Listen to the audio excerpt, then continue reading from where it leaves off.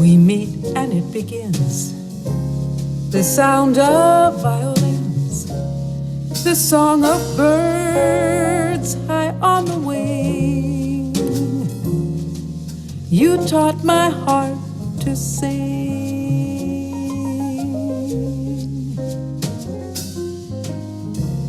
Why does this heart of mine feel like a valentine? You smile and suddenly it's spring. You taught my heart to sing.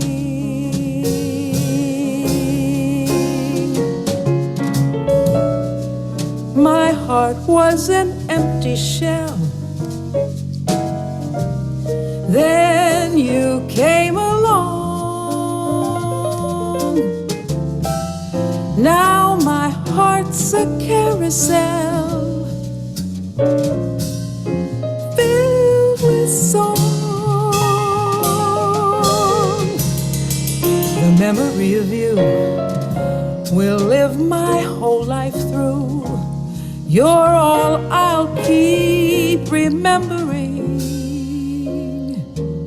You taught my heart to sing.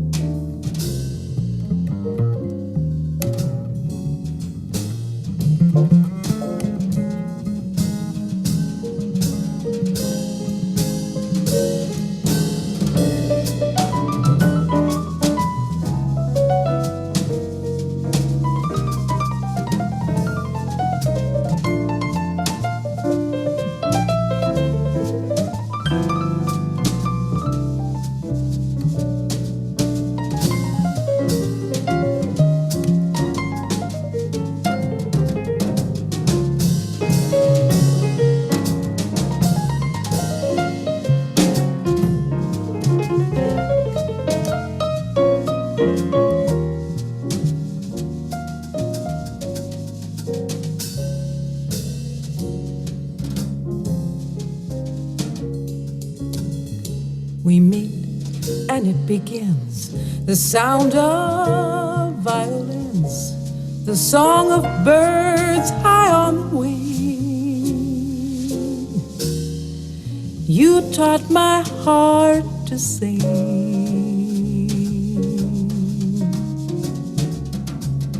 Why does this heart of mine feel like a valentine?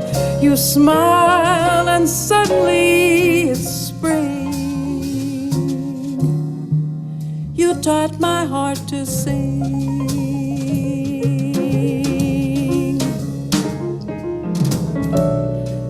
My heart was an empty shell. Then you came along. Now my heart's a carousel filled with song. The memory of you will live my whole life through. You're all I keep remembering. You taught my heart to sing.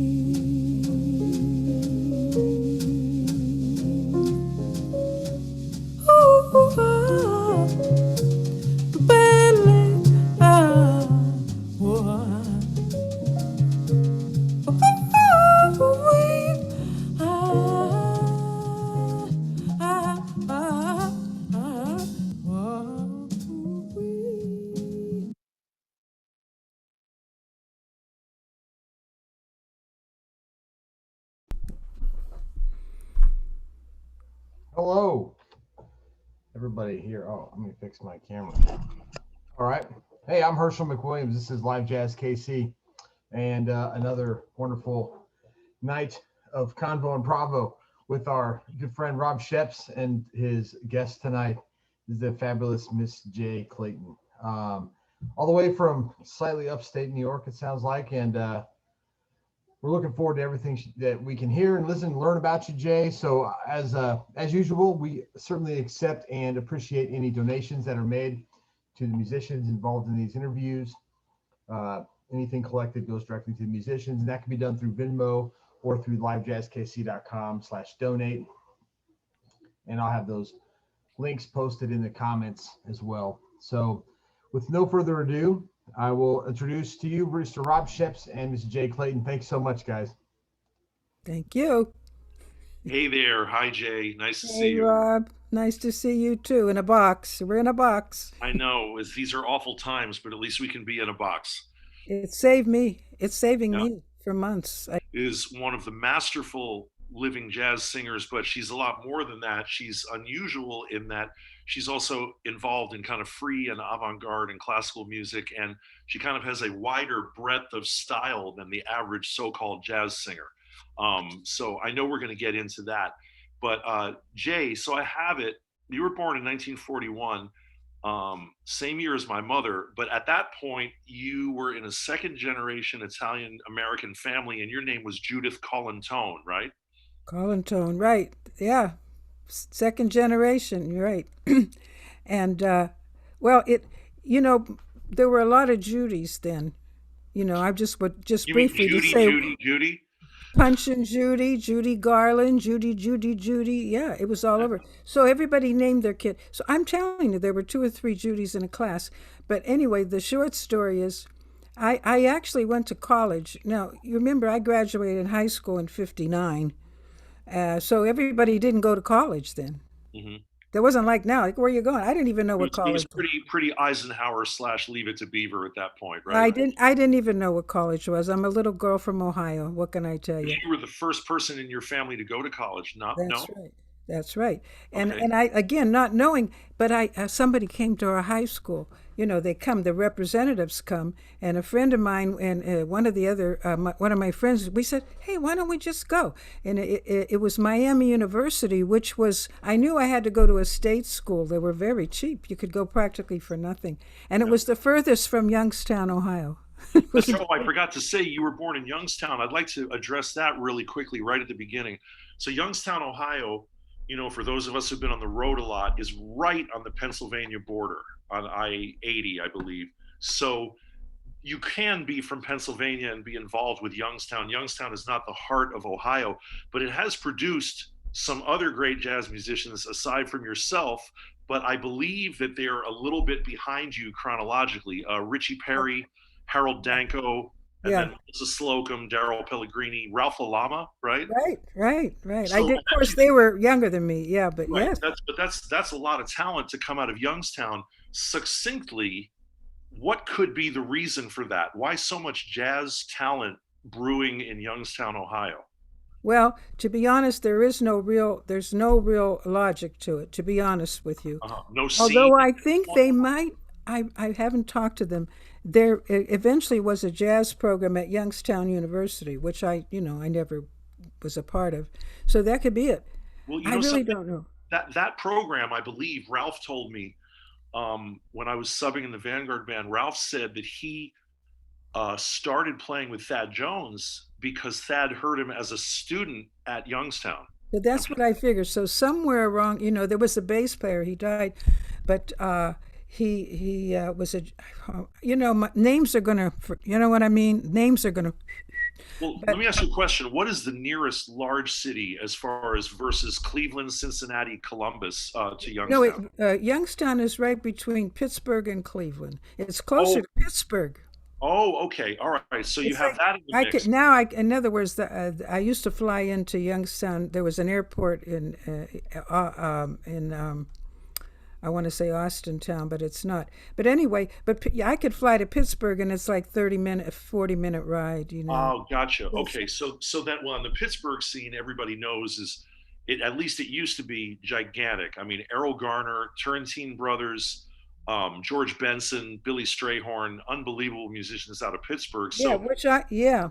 so if a person lives in Youngstown and they're gigging, working in Pittsburgh, and not needing a hotel and going home that night is common, right?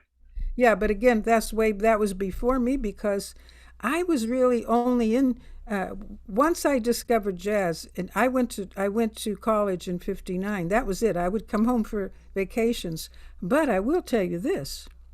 And when one of the things that seems to be a theme, when I'm talking about when anybody talks about their story is Right. all these so-called coincidences, which of course there are no coincidences. It's like there's little things that happen to you, and then that leads to something else. What are the chances that my friend in junior high married a jazz bass player? and and that was right around at junior high. Well, no, I guess I was about 17, 16 or 17 when I discovered jazz.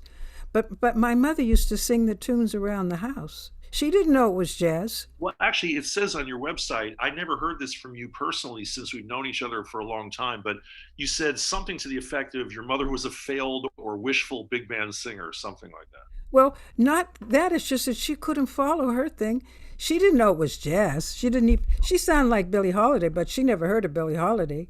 But she was singing all the Frank Sinatra to all the pop So tunes you grew up as a little girl hearing your mom singing standards around the house. around the house. And again, when I say she wasn't a failed, it's just that in her generation, you did, It was you hard to couldn't even follow go to that. college. You were going to get married and have kids. That's it. But I Right. think she did some gigs, but they were at floor shows. You know what I mean? Late at night. And her Italian father said, "Okay, but Excuse me, what's a floor show? well, it's like a nightclub where you can dance, and then they usually have a society band, but they do standards at that time." As a Okay. matter of fact, one of the things that I remember as I do these interviews is that I was on the tail end of jazz was played at the dances. You see, Right. and then rock and roll came in, and the first time I ever sat in, and I remember it like it was yesterday, on a microphone, was at a dance, and I asked to sit in. What did I know? I don't even know what sitting in is, and I sang "Moonlight in Vermont." And Believe I was it. thinking about the bridge of that this morning, and you were 16 or 17, I suppose. I was about 16, and I said to them, "I'll come back in at the bridge." I knew what a bridge was. Don't ask why, because nobody told me about jazz. Well, quick question. So the person, the band leader, was he supposed to announce to you, ladies and gentlemen, Judy Cullen-Tone? Is that who you were at that time? Yeah, but I wasn't a professional singer or anything. I was 16, 17. Well, I hope this is not chronologically jumping around, but I've known you as Jay Clayton since the 80s. And how did you get, not even with your last name, we could talk about Frank later, but how did you get from Judy to Jay, and when did that happen? Well, that happened soon after what I'm talking about. So anyway, short story long, I knew these tunes. As a matter of fact, a lot of my standards, I only had to go in maybe and tweak some things that I didn't know. I didn't even have to learn them. But anyway, when I went to college, I didn't know one person. This friend of mine finked out. In other words, we said, "Let's go." We got in, and we're You going to mean go to college. let's go to Miami University Yeah, together. and Uh-huh. I never been. Where did I go? I never was away And from she home. bailed on you. I think I went to fresh air camp when I was little or something. But Uh-huh. she finked out. So my parents, who didn't even know what college was, drove me down to this Miami of Ohio, and this dormitory, which in retrospect was very, all woody and everything, but to them probably looked like, nothing's on the windows or whatever, bunk beds. Anyway, short story long, I had a roommate who I didn't know. There were two roommates, and her name was Sue Camp. How do I remember that? I can't remember what I did yesterday. And Well, she, that's what happens with dementia, my dear. yes, that's Long-term memory. okay. And I'm just toying with you, but one of my teachers, Jimmy Jufrey, had exactly that problem where he could barely talk on the phone to me, and I think he just turned 100 this week were he here. But anyway, Right.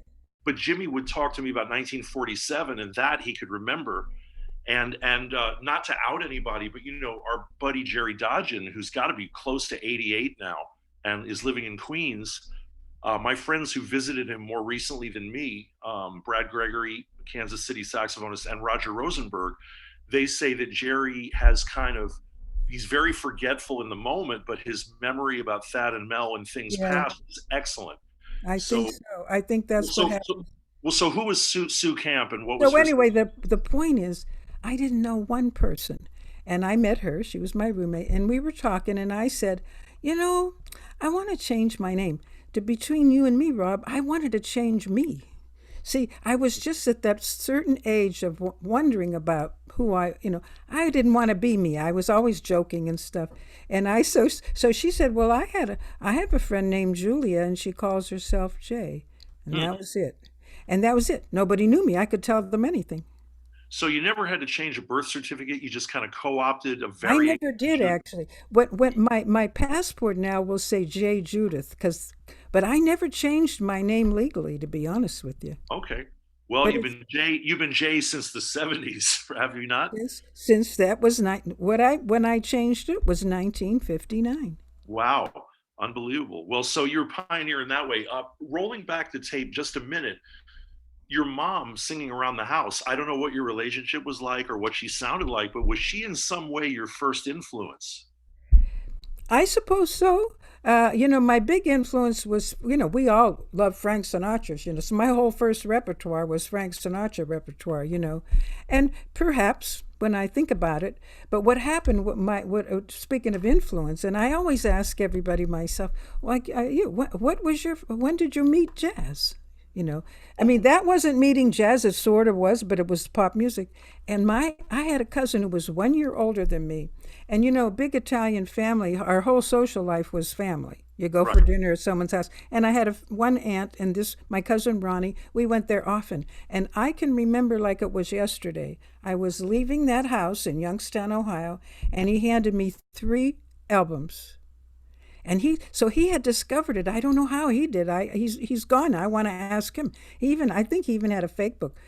And he gave me these 3 albums, and it was Miles. I'm pretty sure it was Live at the Black Hawk. I'm not. I can't. I gave them to my son, Brubeck and Ramsey Lewis. Oh, and Those were. so the Brubeck must have been timeout, and the Ramsey must have been the in crowd. I can't remember. See, But and good the chance. point was, Rob, I didn't know what was going on, but Well, forget about not knowing it. What was your reaction? I couldn't. I said, "What is?" I had to have more.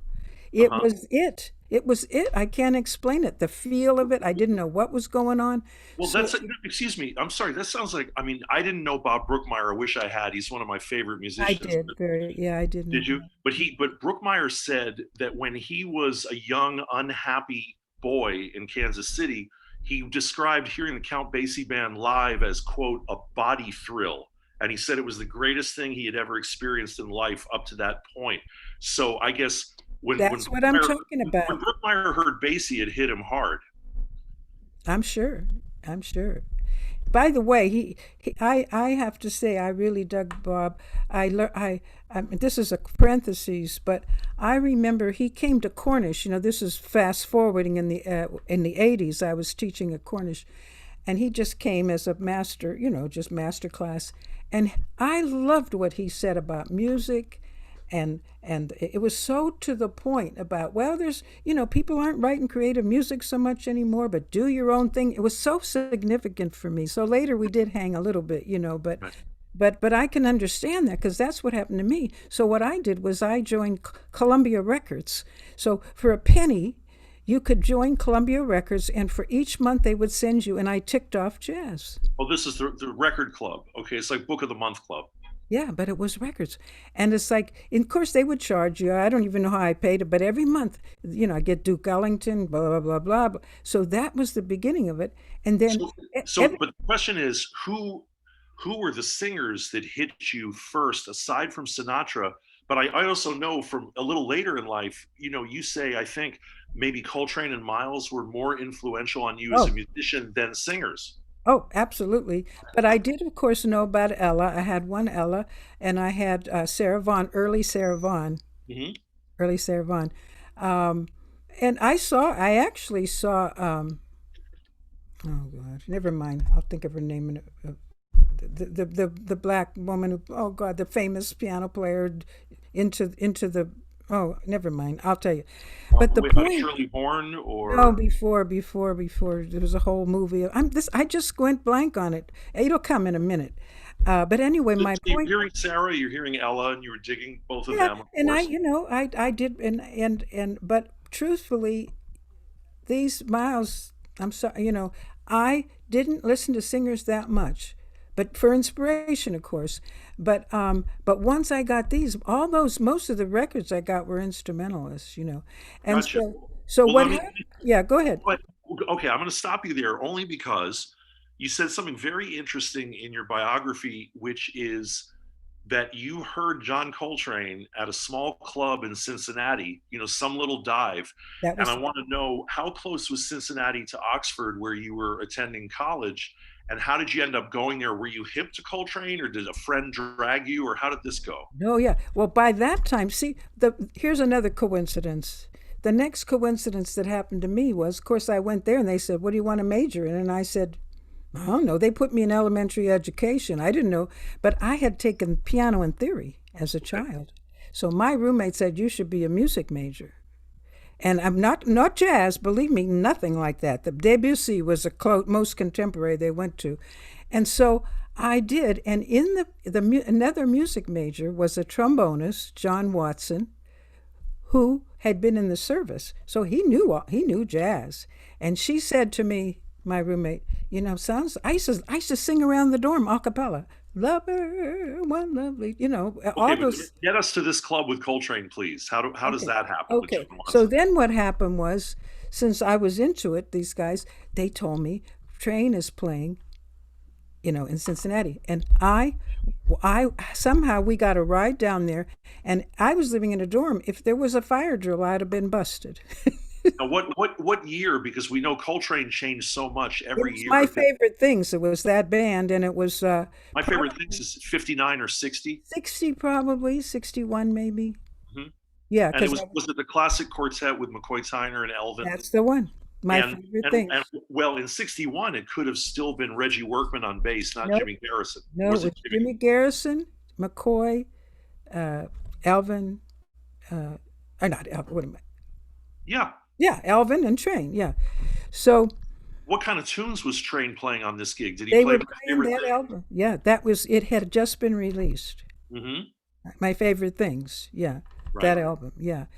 And I think I had a professor who was really hip, and he found a place for us to stay because we couldn't come back that night. It would be too late. I'd never get in the dorm. Or maybe we drove back and I stayed at his house. Well, yeah, let me ask you again. How far was it from school? About an hour. Okay. Not far, Cincinnati, but I didn't go that often. But that was it. I'll tell you where I did go to sit in Dayton. Don't do that yet. Tell us about Coltrane. Okay, so Coltrane. So I'm smitten with all that.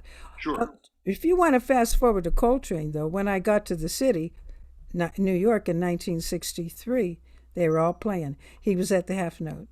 Rob, he was, and I was this. I used to go myself sometime because I got it. I had to get out and hear the music. I knew it. I'd be Well, sitting. my question is, when you heard that Coltrane quartet in Cincinnati, were you blown away? Was it like, what John Abercrombie told me when he first heard that quartet when he was in high school? He said it was too much for him. They were on a double bill, maybe at Birdland with the Bill Evans trio, and he said that was a lot easier for him to handle. And John, I really miss him. He was a really dear friend of mine. I'm Yeah, sure yours same here. also. He played in my loft. Yeah, yeah. Yeah, well, I will get to that too. Well, John, what Yeah. he said, I don't know if this was a regular quote of John's or just a brilliant thing he said in the moment, because you remember how funny he is.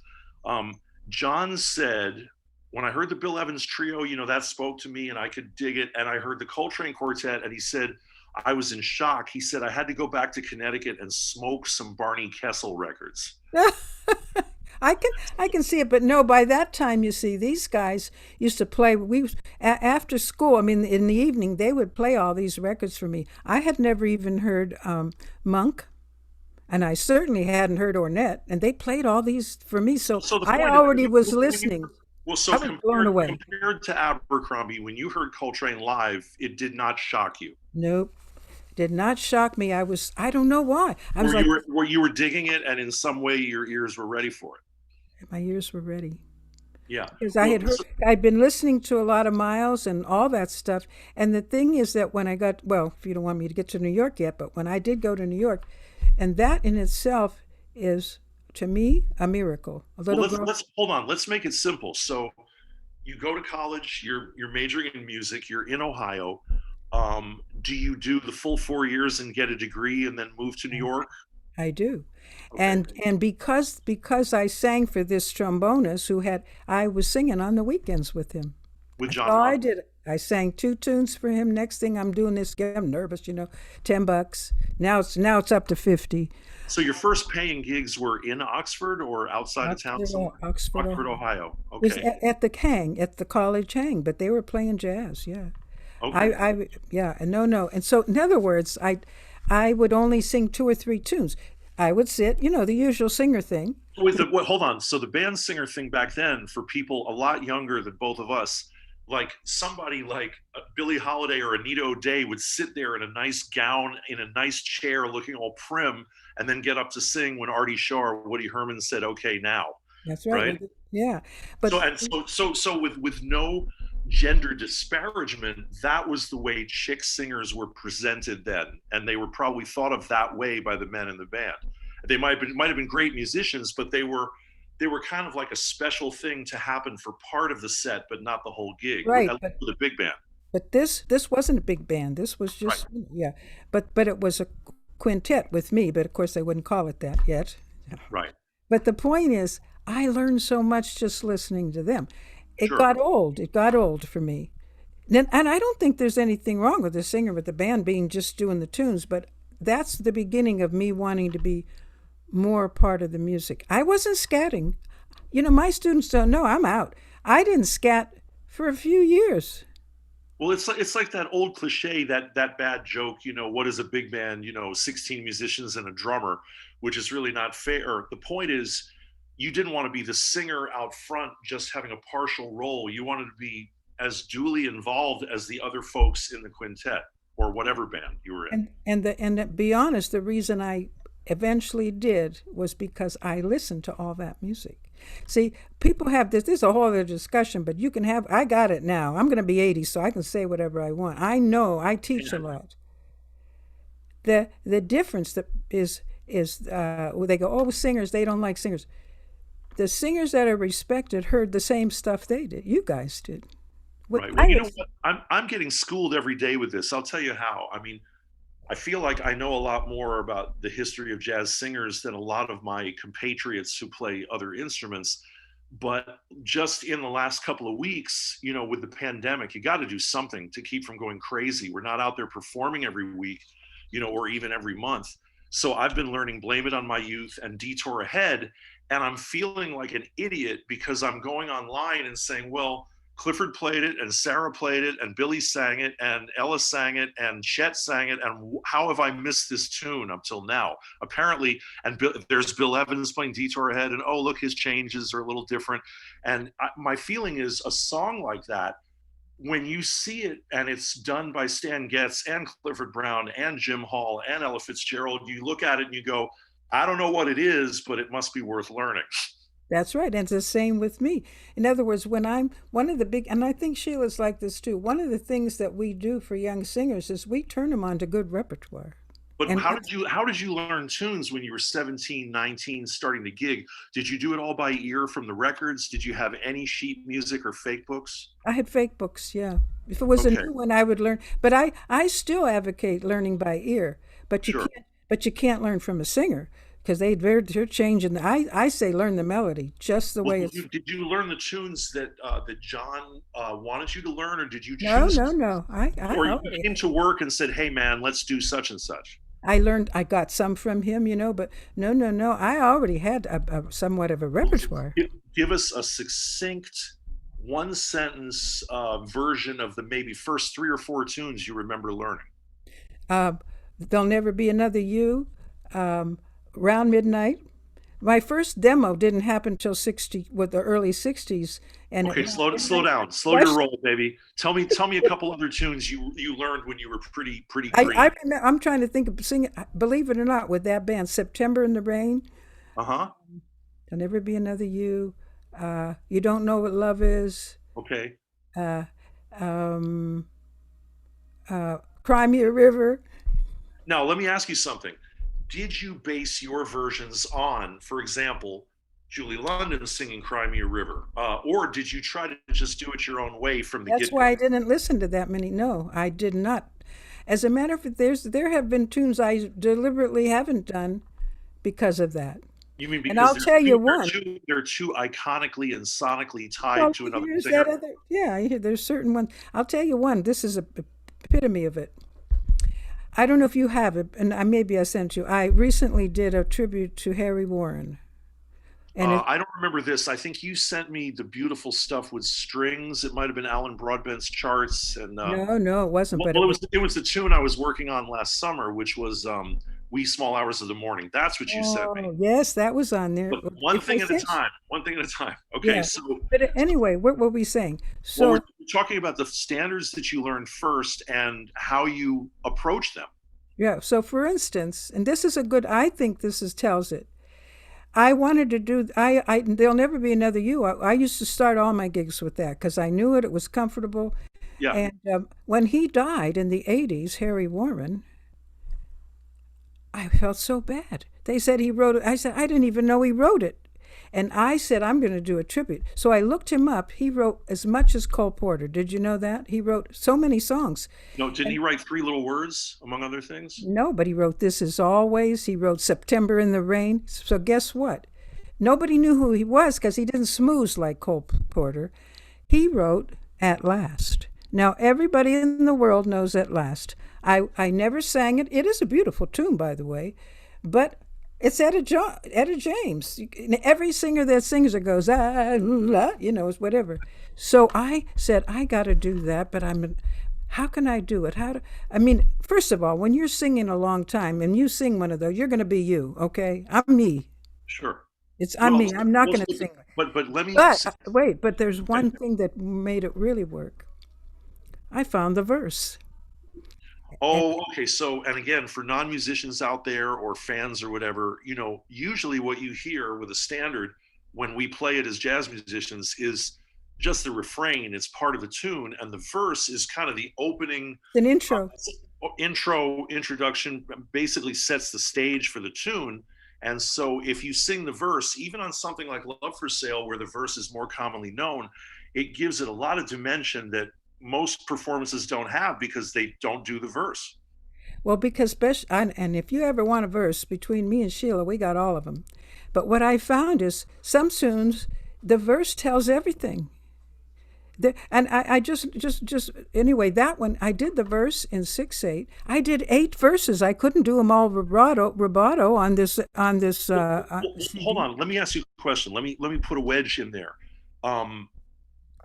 By learning the verse, do you feel that lyrically, verbally, the story is set up properly in a way that it can't be when you just sing the refrain like everybody else does? Well, some of them don't need it. But give us 2 examples of songs that really benefit from doing the verse. Okay, I'll give you one that I love. I Hear a Rhapsody.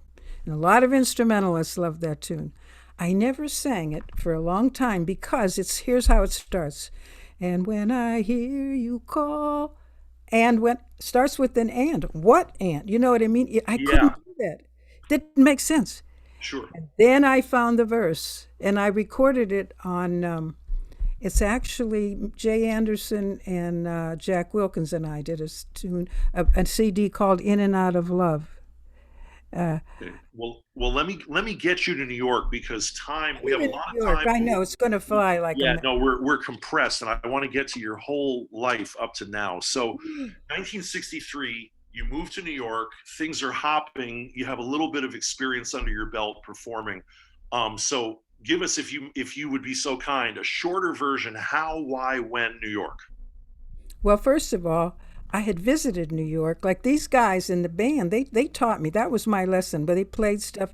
And in I think it was the summer before my senior year, we said let's go to New York for the weekend or whatever it was. Was it just to Guess what? hang, or was it to hear people? To hear people. And who did you No, hear? these we were all into jazz then, and we Who knew. did you go to hear?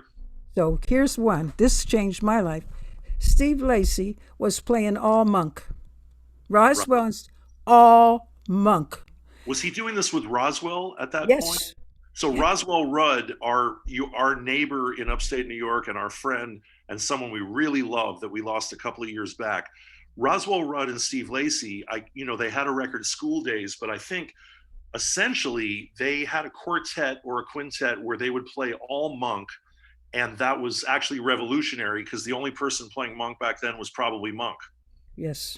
And So, I heard so him play, and Monk was playing too. But well, so anyway, what I read in your bio is, I mean, I know you had some other influential teachers that we might not be familiar with, but everybody's familiar with Steve Lacy. How did he become a mentor to you, and what was your musical relationship with him? well, first of all, I heard that, and even though he was playing, this was the beginning of the essence of jazz for me. They were playing all monk, but they were themselves. Without they kept the character of monk, but Steve was Steve and Roswell was. You know what I'm saying? You know Well, what I'm saying? so point being, as a seeking rugged individualist, it probably appealed to you that they weren't doing it exactly like Monk, that they were staying themselves. Yeah, I didn't even think. All I knew is they were getting to me. They were who they were. I knew they had their own voice, and so when I and so okay, so Well, I who were they playing with, Jay? Real quick, on bass and drums. Do you remember? Could it have been Dennis Charles on yes, drums? yes, and Maybe Buell Neidlinger on bass? no, no, big eyes. Oh God, or maybe that's. I'll think of it in a minute. And this history is part of why we do these interviews. What clubs, what venues were Steve and Roswell playing at? Believe me, I cannot remember this. I'm talking about this was 1959 or 58, and I don't Oh, remember. when you were just visiting from Ohio, yeah. Yeah, so I wasn't familiar with the clubs yet, Right. until I went the next. I just moved there, and it was like after I graduated, I was in a band, and we got a gig up on the up on the Russian River. We got a gig on a week up there as a band, and I waited tables till 10 o'clock, and then I sang in No, my. excuse me. I thought the Russian River is in California. There's a Russian River in Ohio? Yeah, right next to Canada, isn't that the Russian River? I don't know. Oh no, the Thousand Islands. Okay. Thousand Islands. Yeah, I went to the It's Russian the River. river that salad dressing comes from. Okay. Yeah, yeah, the salad dressing. And anyway, it was a steakhouse, and I waited tables, and then I sang. At 10 o'clock, I Oh, was like, so you had a day gig at your night gig. yes, we were put up there, and I waited tables, and then at night we had this gig, and I got to change my. Oh, I couldn't wait till 10 o'clock. And that's when I had to decide. Was like I actually thought I might go to California. I don't know why. I knew I wasn't going back to Ohio. So I decided to go to New York by myself. I don't know how it all happened. Anyway, I'll try to speed up, but so I decided to go to New York, and I remembered I had one girlfriend from junior high who had an uncle there, and she moved. She's the only one that moved to New York from Ohio, and she said I could stay with her for 2 weeks while I found a place. And so somehow I found a place with another somebody else. Now, so excuse me, where was your place? Where in New York were you living? 58 Columbus Circle. In other Okay. words, and first of all, she was on Lexington in the teens, and I stayed with her for 2 weeks, and that was when the year that Kennedy was shot, the whole thing. A So lot that of would be that 60, happened. yeah, 63. Yeah. So then I remembered this classical singer from a college. I didn't like her that much, but somebody said she was looking for a roommate, and it was on Columbus Circle. It was up on 58th and 10th So Avenue or West 12th. 58th, Yeah. close to the highway. It was a one bedroom, and there were three of us. Uh-huh. And I typed. I decided, and I was a college grad. I didn't want to teach. I didn't want to do anything that I could bring home because I wanted to go hang out. So And I mean, I know, you and Sheila Jordan are like sisters and you work so well together. Is there kind of an eerie parallel about both of you having the same yes, kind of day job? Yes. Well, but both, I mean, and you got to give me a short answer because I've got a million questions to ask you. But No, but I'm just saying there's, I did you know. hold on to that kind of typing job for years, even as you started to make money from music Yeah.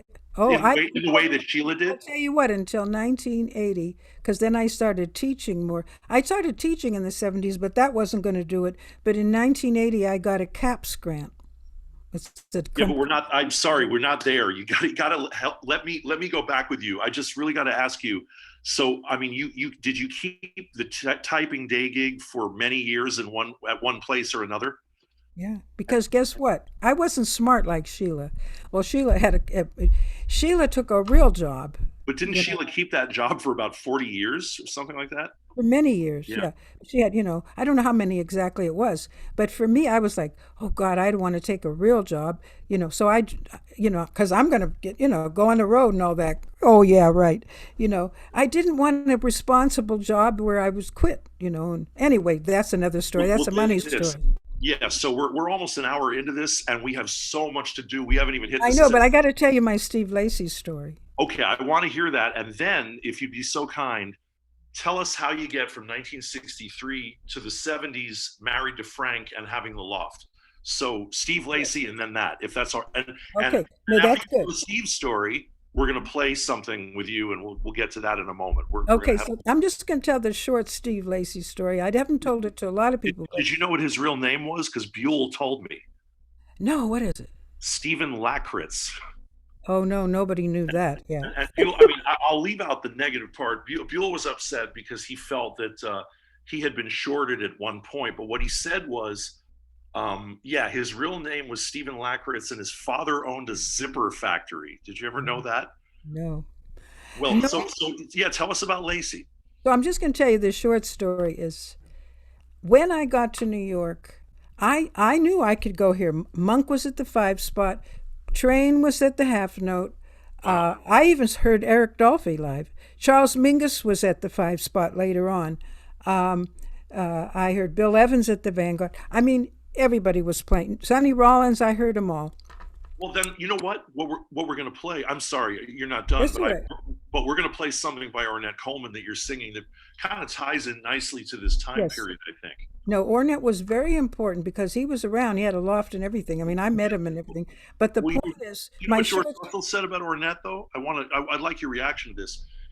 George was a teacher of mine at NEC, and later I toured with him and played tenor with him. So he was one of my first really heavy. George Russell. Oh, okay. And George said, he was cranky and brilliant, but George says something amazing about Ornette. He said, I believe he said this, that he was the only person since Louis Armstrong to change every major element of jazz, melody, harmony, and rhythm. And if you look back, you can say, well, Miles did all this, and Train, and Jimmy Lunsford, and Roy Eldridge, but that's a very interesting statement that Ornette really knocked everything on its ear in a way that nobody had since Louis Armstrong. That's an interesting perspective. That is, and I can dig that. It's so interesting because Ornette is my Charlie Parker. In other words, it's free bop. You know what I mean? In other words, to me, in other words, I think swing is a very important part of all. You can call me avant-garde, call me whatever you want. For me, swing is totally important to everything. Right. Anyway, the Steve Lacy story is that I called him up. I didn't know him. Cold call? Looked in the phone book. That's how I called Dick Oates when I studied with him as a teenager. You just looked him up and called him. Yeah. The gall of me. I didn't even say hello to him with that gig. It was okay, but the point is, but was he kind and receptive? He gave me the time of day. Great. And if you met Steve, he's not Mr. Outgoing. He's not even that approachable, really. He's very serious to me. But he's great. But I called him up. I said, my name is Jay Clayton. I'm agreeing. I sing jazz. I didn't, and we would talk. And then I said, you know what? I want to know. I want to go. So he took me to hear Monk. And so we would stand where the musicians didn't have to pay the cover. So you mean at the bar standing or something? Yeah. In other words, we did hang a little, but then he went to Paris, you see. But before he went to Paris, we would talk, and I said, I want to go where there's more of a jam, people my age, I don't want to, and so his bass player, Louis Worrell, if you don't remember that, nobody. I know about Louis because he was in New York Art Quartet, I believe, with Right. Milford Graves and Roswell and Chakai. Right, he was, and And he played with Archie also, didn't he? who? With Archie Shepp, I believe. Louis. Probably, because he was that kind of a bass player, and he really dug me. But anyway, he also played with Mark Levin. Now I don't know if you know who Mark Levin is. No. Bill Dixon. He was a Bill Dixon protege, and he's in Copenhagen now. He loved Bill Dixon. Don't get me started on Bill Dixon. I'm not. Yeah, and you know what? I'm just going to pause this lovely, insightful Runaway Train, and we're going to hear you sing some Ornette Coleman music, and it's going to tie together all kinds of eras, but forgive me if I kind of have to horsewhip you a little bit, just into a little bit of chronology so we don't miss things. No, that's good. So as soon as I say Jerry Granelli, it's fast forward for you. But here is Jay Clayton singing in a very spare, beautiful, complete duo with percussionist drummer Jerry Granelli, who's a longtime musical partner of hers, probably still is. And this is Ornette Coleman's, maybe one of his 2 or 3 best known songs, Lonely Woman. So let's hear this, and that'll kind of put us in the mood of this era, I think. Absolutely. All right, here we go with Lonely Woman.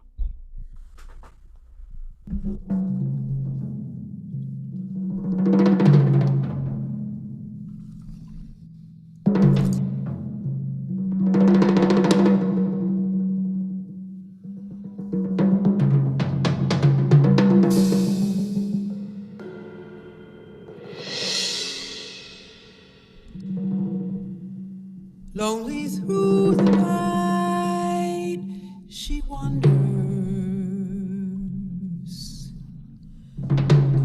Who can she tell of her heartaches?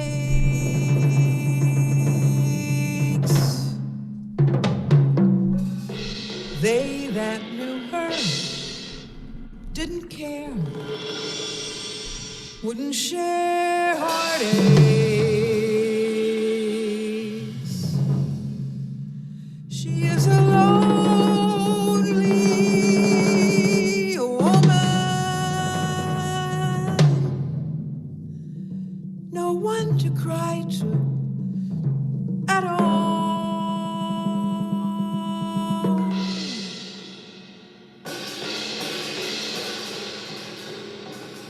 Once she wore a smile of gladness. Now on that smile there are teardrops. They that listened didn't care, wouldn't wear teardrops.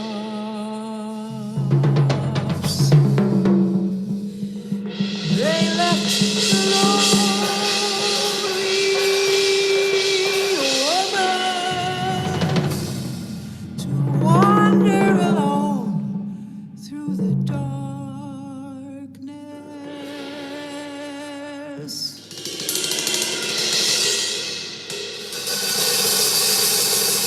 Once she loved a man, don't bother to imagine how.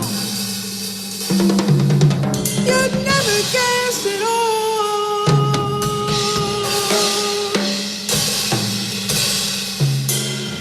She never told the secret of her sadness.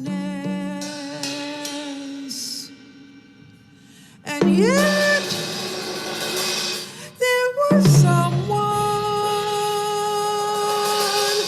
who knew.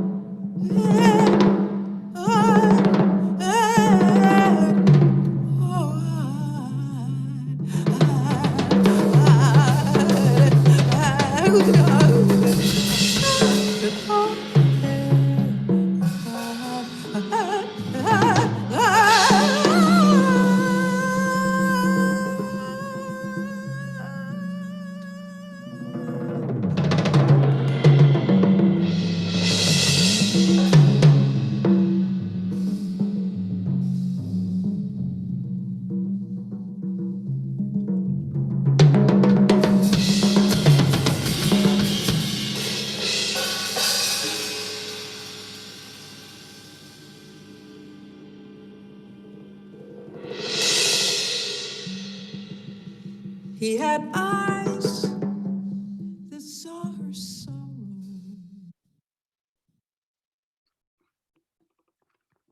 Yeah, Jay. Ornette Coleman's Lonely Woman, Jay Clayton, vocals, and Jerry Granelli on drums. So, did you meet or work with Ornette at any point among all these other people in New York? Yeah, I think you're muted. I think he actually came to hear me. One of the places that I used to also work with Mike Knock, if you remember Mike Knock. Mike Knock is a tremendous pianist who's got to be close to 80 and is back in Australia. He's my age, yeah. He went back to New Zealand. Yeah, he's in Australia. I'm sorry, New Zealand, excuse me. But yeah, he's in Australia, but he's from New Zealand. But for people who don't know, very quickly, Mike Knock really played with incredible people. Benny Maupin, Michael Brecker, I believe Dave Liebman. He's really a heavy piano player, so you want to check him out. You don't want to sleep on Mike Knock. Yeah, I worked with him as Jay Collintone. That's how. So you were working with Mike Knock, and you think Ornette came in the '60s? I did there in St. Mark's Church. They used to do a whole series at St. Mark's Church. That was very hip on 8th Street, you know. In the East and Village. I have some photos of it. I'm almost positive he showed up at one. He would show up, and then later I did meet him. It's so interesting because I talk fast because at some point he was looking for singers, but he ended up doing a record where it was more choral music. But I was like, oh yeah, I'll work with Ornette. And so Frank and I went to his loft to just play for him, just me and the bass. You know, I thought he's gonna, you know. But well, let me ask you about this. So here's a chunk of your history, and we don't have very long to discuss it, so we can get to other things. But I'd like you to tell us about marrying Frank Clayton, who I believe plays bass and drums, doesn't he? Which is kind of unusual. I mean, I've worked with Frank in Seattle, but he's always been playing bass. But I think I heard he's also a drummer. He was drummers with me. Yeah. At my first record of my name is Jay Clayton All Out. I don't know if you have it because it's not on CD. No, we know about it. But so the question is, how'd you meet and marry Frank? What year was it? And how did you start your Jazz at the Loft series on Lispenard Street in what's now known as Tribeca? Right. Well, okay. Well, first of all, we can segue back to Bill Dixon and Mark Levin and Louis Worrell, the whole Steve Lacy thing. So it was around the time of I think it was the Vietnam War. There was a concert, and Mark Levin had a band, and I don't know. This is all. Callow Scott played cellist. He hung the cello around his neck. He was so great. Used to play tenor. You probably don't know Callow Scott. He's on my first demo. But anyway, they were playing, and there was a little trio. And Mark Levin said, we want a singer to sing with the trio opposite this sort of avant-garde 7-piece band, you know. Okay. And Louis recommended me, and Frank was the drummer. And the piano player and bass player, and we were just friends. I mean, I just loved them. They were my age, and they had a place in the Lower East Side, and they invited me to sessions there, like real sessions where it was just at your house, you know, I mean, not just or you know, open mic, and that's where I met Frank. And later on, so then they would come to my loft and do, you know, and play sessions. And one night. It was way late. I didn't know we were just friends. And he just sort of said, why don't we go to a flick tonight? And I thought he meant the whole band, you know. So that was the beginning of our relationship. He meant a date. So that was really going to be a date, you know, on 7 Lispenard. And the way I got that loft, getting back to the offices, and here's another one of those coincidences. I had a gig. I was writing the number of the account on checks for an insurance company. That's all, little cubicles. And next to me was this visual artist from Holland, this tall woman, you know, and she invited me down to her loft on Lispenard for dinner. There were 4 lofts in that, only 4 lofts. And I said, wow, they were paying $80 a month. It was $1,000. They were huge and they were cheap. Now that loft would be multi-million-dollar, impossible. Oh, I had to we moved from there because it went up $80 a month. So quick question, when you were hanging out on Lispenard Street, living there, Was that neighborhood even known as Tribeca yet? I don't think it No, was. no, no, no. We had to move when it got a name. It wasn't even Soho yet.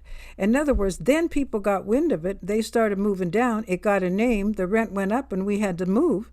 Next thing, we moved down to what didn't even have a name, Tribeca. We moved downtown to a bigger loft, but they were pretty raw. And No, fortunately, but the jazz series that you and Frank, I guess, were hosting or it was on curating. Lispinard. So on Lispinard Street in what would now be Tribeca, which for non-New Yorkers is a shortening of the words Triangle Below Canal, Triangle Below Canal Street. So you're on Lispinard Street, and it was called Jazz at the Loft. Let me read you a quick list of names, the people that I believe were there. But as Thelonious Monk used to say, were you there? Did you see it? And I'm not old enough to have seen it, I but here's know. what I've got. So at Jazz at the Loft on Lispinard Street in New York City, I have that you had Sam Rivers, Cecil McBee, Junie Booth, Joanne Brackeen, Dave Lehman, Bob Moses, John Gilmore, one of my all-time favorite saxophonists, with whom I was listening to with Sun Ra yesterday, and once again getting knocked out at how great he is. Give us a short version. What happened to the Loft? How did this start? How did all these very disparate, I mean, Joanne Brackeen and Sam Rivers, these are different kinds of musicians. It seems to be pretty open stylistically. I mean, Junie Booth was working with people like McCoy Tyner and Art Blakey more straight ahead. And then you have other people involved here who are playing more free jazz or avant-garde. So it must have just been a loose musical party and meeting of the minds, something like that. Is that right? Well, almost, but it was actually a concert though, because I had sessions there. Don't get me wrong, because Bob Berg lived next door, and Bob Berg, they were doing. In other words, I have to go a little forward. At first, Sure. it was like, okay, why did I start? Why did I get the idea? And I had a baby too, but the thing is, it's like I couldn't get a gig. Who was I? Who's the guy at the Village Gate? Art DeLugoff. I actually had the nerve to call Art. To his credit, he was so honest with me. I was so into it. I had to get. So I called him, and he was like, "But why would I hire you?" Which is true. Who was going to come to hear Jay Collintone? You know what I'm saying? So he was. So I said, "I'll just do him here." So it was $1.50, and I would use free advertising in the voice, and sometimes it would be, tunes like Joanne, Pete Yellen. Yeah. Right, way back Pete Yellen. And sometimes, by that time, the free thing had already started happening. So sometimes these horn players mostly would come to my loft and we just blow. No, don't even talk. Just play. Don't even talk. No structures, no nothing. And then, so when I did the concerts, it would either be standards or completely free. Essence, Shelley Ruston, Barry Robinson, these are all the free players, But for me, you'll appreciate this, if I was doing a standard gig, somewhere in the middle, I would think, oh God, let me just go out, but you didn't.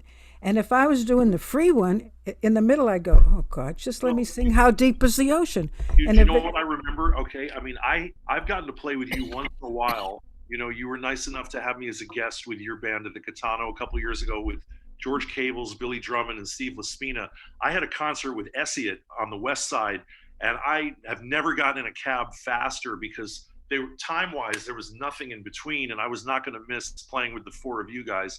And you were nice enough. You had told me in advance, well, we're going to do 2 tunes, and one of them's Freedom Jazz Dance, so make sure you know that.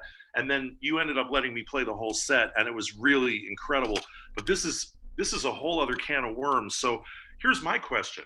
How close was what you and Frank were doing in your loft to Studio Rivby, what Sam Rivers and his wife were doing in theirs? But don't you see, I'm just going to say this on the book, it's okay. Say what you like. I was the first. I'm sure I was the first loft, but I don't get the credit. When you talk about the lofts, they mentioned Studio Rivby. Well, there used to be articles, when they kind of codified it in the press, they called it loft jazz or whatever they called it. Right? Which it was. But all I'm saying is, Sam was a guest in my loft, which I'm guessing gave him an idea to do it. Don't Well, you think? Sam Rivers is a man of a million ideas, but it doesn't mean he came up with all of them himself. That's right. I mean, I don't care if I get the credit, but the No. point, But you know what, Jay? Historically, that's incredibly interesting. I mean, I just brought up Sam because what you were doing at your loft reminds me of what I heard he had been doing with oh, I played at his loft. I Dave played at his Holland and loft. Thurman Barker and Cecil McBee and Oh, Norman Connors, wonderful. whoever he had over there, and that was on Bond Street, which was basically east, and Lispenard Street was west. Correct? Yeah, and that was a little further north. Yeah. Or no, That's right. yeah. I can't. Oh, yeah, right. Hello. Geography is not my strong point. So now we got to jump. Let me read a short list of some people that you've worked with, and if you can, give us like just like a succinct, like I'm throwing you baseballs and you're hitting them back to me, batting practice. Mike Formanek. Yeah, well, I think first time I played with him was with Jane Ira Bloom, who I didn't even tell you my story about Pookie's Pub, but which is a little bar that I started in the 70s. It was near Greenwich Avenue and it was near Lispenard where I lived. And no, it was Leonard. I was living on Leonard Street by then. Leonard Street, which for other folks, at 74 Leonard Street is where the Knitting Factory has been for about 20 years Right. now. Well, this was west of that. Yeah. And this was before the Knitting Factory. And it was a bigger loft. And I found this little bar and it had a piano. And I said, well, how about if we do music every Tuesday night? And the way they paid us was they had a quota on the cash register. And I got everything over the quota. Right. And the reason I'm thinking of that was because that's where I met Jane Ira Bloom. She graduated from what, Yale or whatever, She up went in, to Yale, yeah. That's and right. she just walked in with her little saxophone man and can I sit in? She was great. She's great. The rest is history because Jane has played only soprano for years, but I do remember when she was really young, she played alto a little bit also. Do you she remember might that? have around that time. She might have, yeah. Well, so let me ask you really So quick. that's how I met Mike Formanek was through her because later Oh, she okay. did a concert and I remember he was in that band. That's So you and Mike both being in and out of Baltimore is just much later, and later. That not was related to after I moved back from Seattle. Okay. So you had a trio, which I never knew about, but I'd love to hear it. I mean, we'll never get to everything, but you had a trio with Jane Ira Bloom and Jerry Granelli called Outskirts. And what occurred to me is that's actually a hilarious title if you meant it to be. I mean, in It other is words, meant. you and Jane are, as women, were the skirts, and you were pretty out there. Well, he used to always kid around by wearing a dress. I thought that was such a great title for a free music band, and it was perfect for us because we played in and out. Yeah. Right. Well, see, and now, Jay, let's get into some of the other things that you've done. I mean, there are people who, if they heard 4 or 5 of your records singing just jazz standards, singing straight ahead, your own records with Fred Hirsch, which we're going to play some of later, they would just say, they would be thinking like Sarah Vaughan or Sheila Jordan or Mel Torme, and well, this is a great straight ahead jazz singer.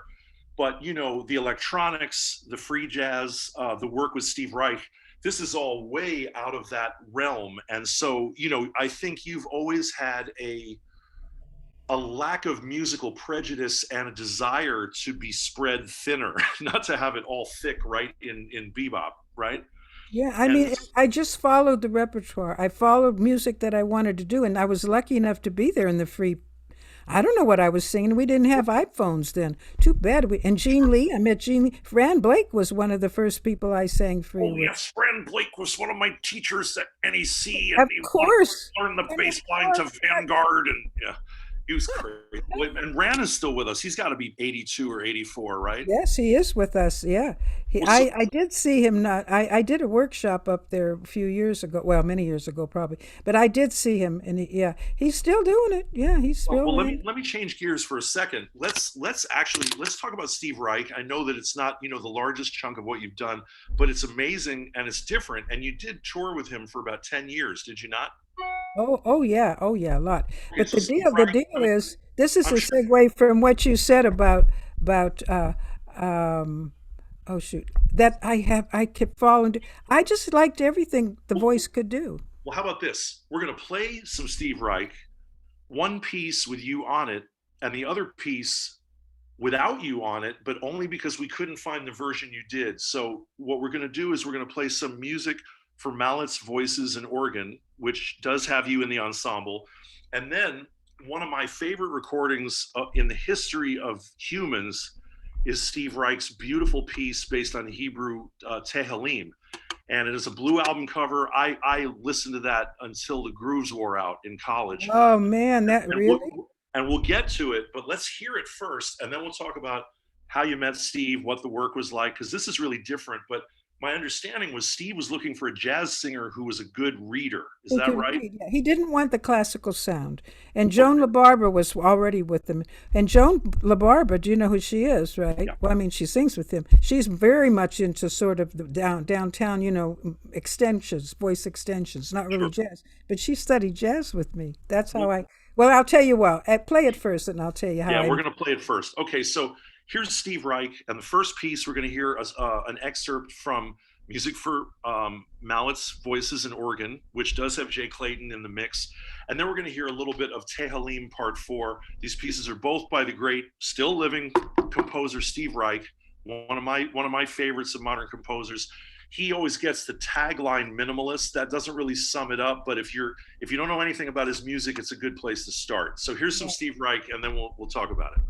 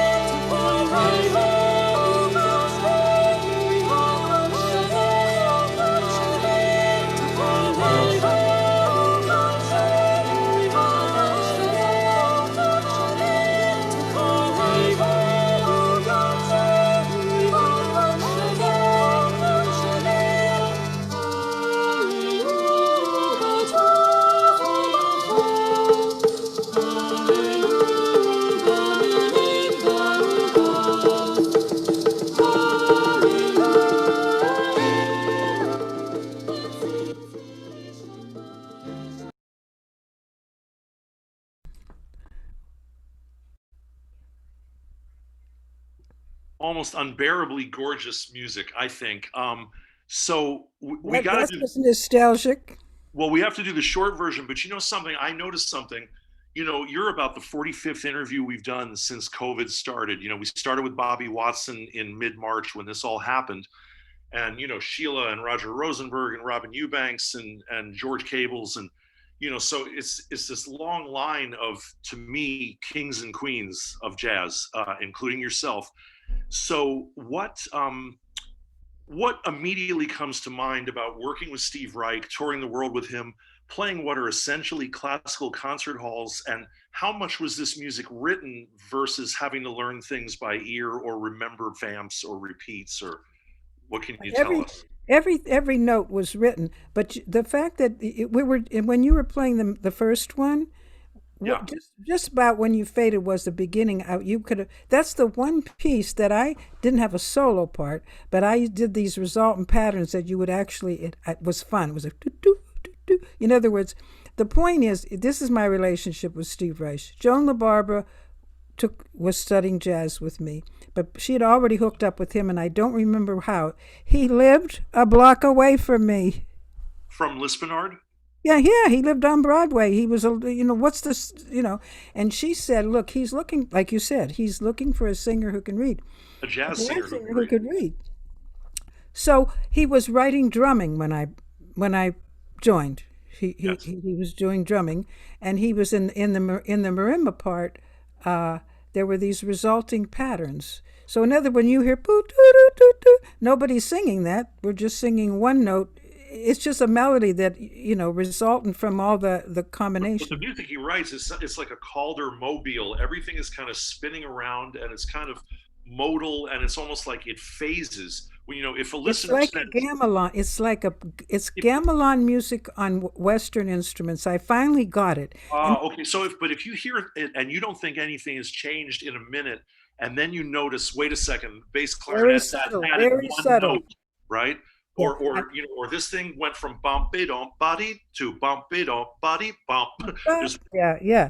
And so that's the word additive kind of sums up a lot of what happens. Yes. Is that right? Yeah. But did everybody have parts just like in any classical ensemble? I mean, you had a part. Everything was written, you said. Well, what I really got from it, what I figured, you can imagine, they're wonderful vamps. When I first joined them, I thought, oh man, but could I blow a solo over that? But that I hadn't gotten it yet. You are a part of that music. Listening now, it's completely different. It's like being in a gamelan. You're part of the whole, but you can't really hear the whole. So in other words, for Steve's music to work, everybody needs to be a cog in a wheel in sync. And it's so, and he got the best percussion. They're still playing his music. I actually did one of them a few years ago up in Woodstock. It's very hard to do now, talk about that Tehillim. Oh my God, that was hard. So that was canon. That was not even canon. It was canon, but not even. Tehillim, let me just ask you, I mean, I guess, isn't it based on some sacred Jewish texts, something like that? Yes, but I can't even, to be honest, right now, I can't remember. Hashamaya, Baba. I can't remember.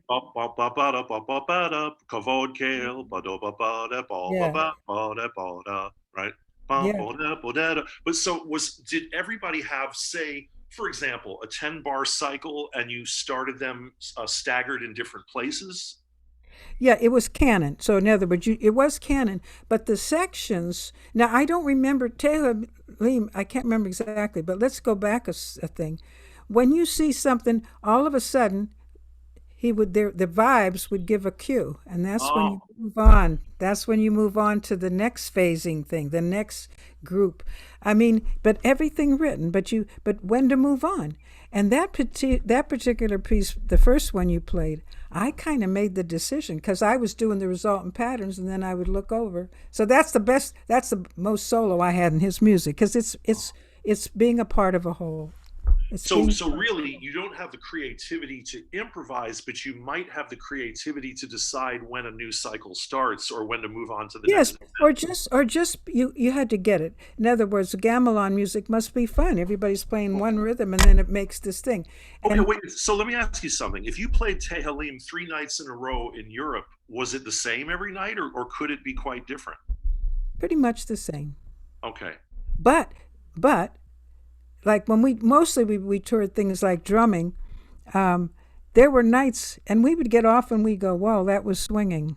You see what Uh-huh. I'm saying? So it has to do with the playing together. It really See, does. I feel like Chris Farley here. Do you remember when he had this great character on Saturday Night Live, and he would actually interview Paul McCartney, like real Sir Paul McCartney, and he would say, "Remember when you were with the Beatles?" You know, and Paul says, "Yeah," and Chris would go, "That was awesome." You know, it's like the best he can do as an interviewer. That's how I feel, because I mean, I have this, unfortunate. I'm a pretty critical person, but the music that really gets to me, I'll give it up in a heartbeat. I'm not afraid to give praise. And for me, Tehillim is something that's just so amazing and beautiful. I completely give it up to that piece. And to me, it never gets old. Do you have a feeling about it? It's something I'd like people to hear more. Yeah, and I don't know, we did it in Canada years ago, again after the fact, and for a while, we would be the only singers that could do that. You couldn't just call some classic. You and Joan?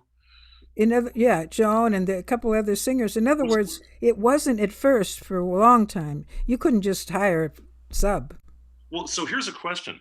How much did you tour with Steve Reich, and did it ever interfere with your jazz bookings? No, because remember, it was in the 70s. I was pregnant. When I first joined him, I was pregnant. And then a year later, we did a tour. I was pregnant again. They thought I was always pregnant. My kid. You were pregnant when you started with him, you gave birth, and then you went on the road pregnant with another kid. Yeah, yeah. They thought I was always pregnant, because my kids are 14 months apart, Yeah.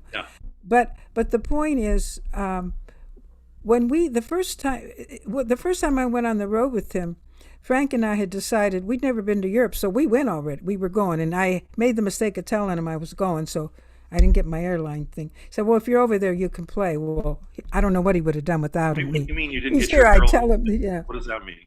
yeah. Pardon? You didn't get your airline thing? Well, I was already going to be over there. We decided to go. We got a Yeah. charter flight for $150. I found out I was pregnant the day we met, that we left. I thought, and Dove was 7 months old. And we decided, we had some friends in Paris. They said you could stay with us. We'd never been to Europe, so we went. And we stayed there 6 months. And after we were there a few months, Steve came on tour. And then Frank actually played with him. So you mean you actually joined Steve on tour from Europe, from Paris? I think that was their first European tour, Okay. And And let me ask you something. The part of you that sings jazz and that is a fearless improviser, I'm not asking if you had to kind of rein in your desire to improvise when playing with Steve, but did you just sort of view it as a completely different kind of music, and a very different kind of gig, and being a professional and just approaching it in a different way than you would on a jazz gig? Yeah, because you had to. But the point was, I was doing clarinet parts and percussion parts, singing those. That could be exciting, But it wasn't. It's never. It's funny you said about, and we played all these big places. I have to tell you that Tell us what countries did you used to perform in with Steve? France, Germany, for sure. A lot of Germany. Stuttgart. I remember, and we would go. I mean, it was he brought speakers and everything on his tours. Oh, all the gear. Huge speakers, and at the end we had to coil up the microphones and pack it all. Oh God. Okay. I've been there. I mean, I was on a gig when I was 18 where we all had to buy, trucker's gloves or something, because I could have used those. I could have used those. we'd have teared on everything. Yeah. Well, and so really briefly, I want to get you back to a bunch of the jazz cats that you've worked with. But before I do, what can you say about Steve as a person and as a composer, that just makes him special and different from everybody else, including they always lump him in with Philip Glass, Glass and Reich, the way that they used to lump Debussy with Ravel, and those guys were pretty damn different too. No, but they played together. They started up together. Oh, So Philip they Glass and Steve Reich. so No kidding. conceptual. I didn't know that. Yeah. So in other words, conceptually, they came from the same place, but then they formed their own things, and it ended up pretty different. I knew. But is it like Brock and Picasso, where nobody knows who really started what because it was all mixed Well, if together? they talked to them, I think they would agree that they knew they played together and they were both into this repetitive thing. They both were in it. But then they went different ways. I really dug Phil Glass. I truthfully, now this is off the record. Oh, well, it's on the record. Doesn't matter. I like both of them. They're very different. They're very different in a way. And people might view them as the same, but they Well, weren't. Jay, are you in any way, Herschel's going to think this is crazy. Are you a fan of South Park? Do you like kind of rude cartoons? Have you ever seen that show? No. South Park. I know that South Park. Yeah, why? To Why? me, it's more hilarious than it is rude. But what happens is the stars of the show are 8-year-old kids and they're in third grade, okay? Stan and Kenny and Kyle and Cartman. So one year it becomes so politically correct, they can't do a Christmas concert, they can't do a Hanukkah concert. So the kids are all wearing body stockings and they say, and now the happy non-denominational holiday play with music by New York minimalist composer Philip Glass. And then there's this cartoon of Philip Glass at the piano. And then the kids, happy, everybody happy. And they're doing these, and this, as I turn into the sun. And it's amazing that South Park is even hip enough to know who Philip Glass is, much less to make fun of him or to say, well, maybe that's what we could do if they won't let us play Christmas music. Yeah, I haven't heard about him lately, but in other words, but I couldn't sing with both. I'm sure Philip Glass would have had me sing with him. But you mean this is like if you had the gig with Art Blakey, you couldn't be moonlighting with Stan Getz every other night. Similar. You had to do your gig. Which I couldn't anyway. They had two different worlds there, but because I think Joan LaBarbera ended up working with Philip Glass for a minute.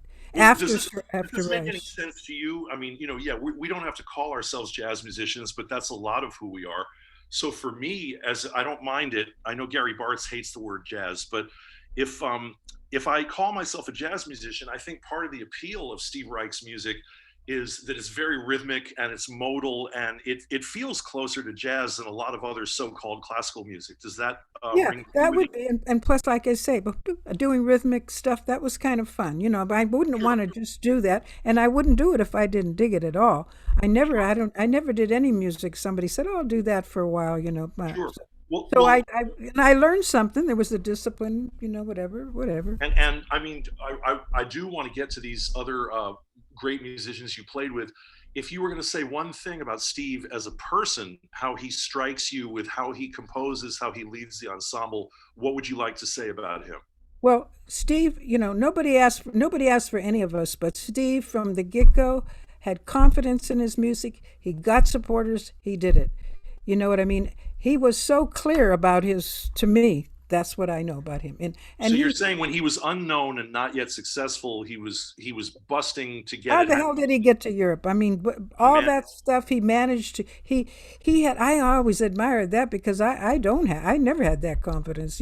I finally got some people on my bandwagon, but it's like he did. That listen, doesn't, as you know, man, renting a van, booking a week-long tour, and taking a quartet is a huge undertaking. hello, yeah. Why do you think I do so Particularly many duos? pre-COVID in the United States. I mean, there's a singer who I won't name because I love her singing, but she's kind of a nasty person, who told me that she did an entire tour in a Cadillac with Ricky Lee Jones, backing her up, just the two of them. One car, one tour. Here's some amazing people that you worked with. They're incredible other singers. We know that you and Sheila Jordan are like Siamese twins who are not Siamese. Very good But friend. also, I take it that at various points you work with Gene Lee and the incredible British singer Norma Winston, who worked with John Taylor and Kenny Wheeler in the trio Azimuth, with Bobby McFerrin, and then some CDs with some really incredible people. And I'm not sure whose projects they were, but Muhal Richard Abrams, Lee Konitz, Stanley Cowell. You want to briefly hit any of those folks? Yes. I'll tell you what, the two things, we won't have time, but if vocal stuff, you mentioned Jean Lee and Norma Winston and them, if you don't know about Vocal Summit, I'm going to tell you about that another time. Bobby was in the first Vocal Summit, Bobby McPherson. And this is before Bobby was a star and known for It what was he right does. on the cusp. It was right on the cusp, or else he'd still be involved. He was just starting to get solo, so he didn't It's remain. insane though. He really can be an orchestra by himself, can't he? Yeah, so he got into his solo thing. Anyway, that's another whole story. It'll take too long, but we had a reunion 2 years ago, and the Okay. latest Vocal Summit is Norma, me, Michelle Hendricks, and Ursula Dujak, who's Right. And I didn't want to forget her either. Well, no, so because she and I are like all of the Vocal Summits we were in, and that's another whole. I'll tell you, that Vocal Summit lived a long time, and we haven't. We did a reunion 2 years ago in Vienna, and it was well, I'll tell you recorded. what, I'm going to roll you forward, but we're going to check it out when we have time aside from this interview. Vocal Yeah, Summit. sometimes I want to tell you about, but I'll tell you what. Who was very significant in my life is Muhal, Richard Abrams. And, Okay. and I just wanted to speak briefly to him, and he Sure, please passed do. also, and Stanley too. But Muhal got me. In other words, just like Bob Brookmeyer, I remember going to hear Muhal, and I loved what he said about music and the purity of it and whatever. Well, do you remember Oh God, I can't remember Universal Jazz Coalition, Kobe Narita. Does that I know ring? about that. Oh, so this is a whole other story. Didn't you kind of start what you believe is one of the first women's jazz festivals in Yes, you did. It was. 1979 with But Kobe? anyway, Muhal, just briefly, because he was significant in my music. In Right. other words, he heard me. He came to hear me at a gig, and I wasn't doing all free stuff, but he heard I'll just tell you this You're briefly. just saying that he intuited that he understood what you did and how he could bring it to Why his. did he showed up at that gig? I don't know him. And he I came just to one of was. my gigs once at the Angry Squire. He and Joe Lovano both came on the same night, and I was like 22 years old. I couldn't believe it. I'm like, wow, these guys go to kids Isn't gigs that like cool? us.